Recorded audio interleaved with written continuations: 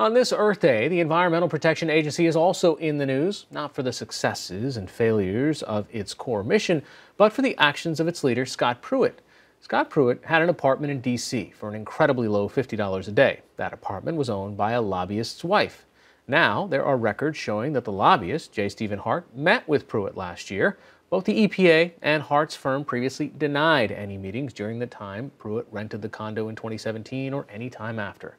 The firm now says the meeting was personal. Besides that possible conflict of interest, Pruitt's critics point to excessive spending on travel, furniture, security, and pay raises for aides, some now rescinded. The EPA chief, who was previously the elected Oklahoma Attorney General, came to Washington promising to roll back regulations, cut the agency's staff, and repeal Obama administration environmental policies. The New York Times reports this weekend that some of the behaviors Pruitt is in the spotlight for now were also happening during his time in public office in Oklahoma. Joining me now is New York Times investigative reporter Steve Eder, and you also reported with Hiroku Tabuchi on this story. First of all, tell us what you found. We set out to try to get a better understanding of Scott Pruitt in Oklahoma and understand kind of what we're seeing now versus his years there. And our reporting ended up centering around, his ability to kind of blend to some extent his relationships that he had on the business side with political relationships, and brought it to a house during his years in the state Senate that he had purchased with a group of other investors through a shell company that was near the State House in Oklahoma City and in the state capitol.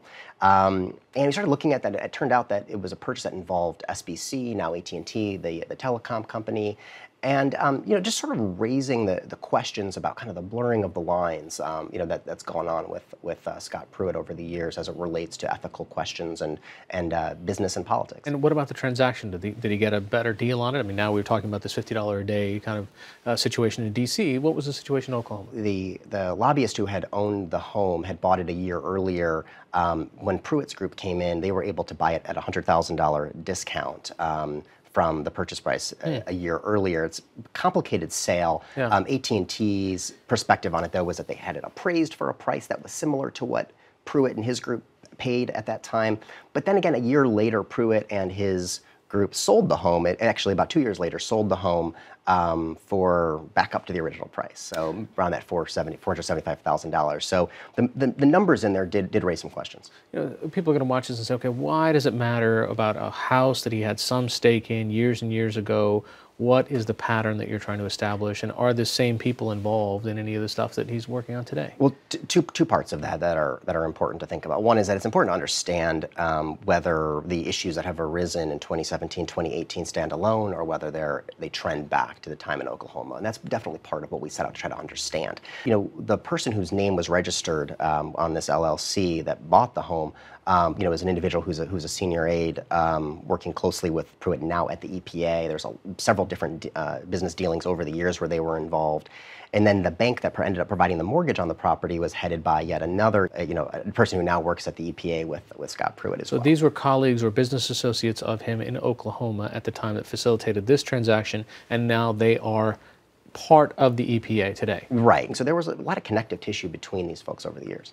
Scott Pruitt has come in to say, I am the kind of deregulator in chief almost of the EPA, that these are my goals. Has he been effective? Because on the one hand, the environmental community says this is disastrous. He's going to roll back clean water and clean power, clean air standards, et cetera. What's actually passed and what's happened? Yeah, I think that what's going on, it's kind of interesting when you look at the agenda, that they've been effective to some extent in coming out with a high deregulatory agenda, a lot of specifics that have gone on over the past year and a half, or not quite a year and a half yet. But at the same time, these types of headlines on the ethics front and the questions that have arisen, suddenly you're also dealing with a myriad of other issues that could distract from that. Yeah, well, what's the response been from Scott Pruitt or the office? They said that this particular transaction that we were discussing was arm's length, was just a simple real estate deal, and nothing more to it, and that they hold themselves to a high standard. All right, Steve Eder, the New York Times. Thanks so much. Thank you.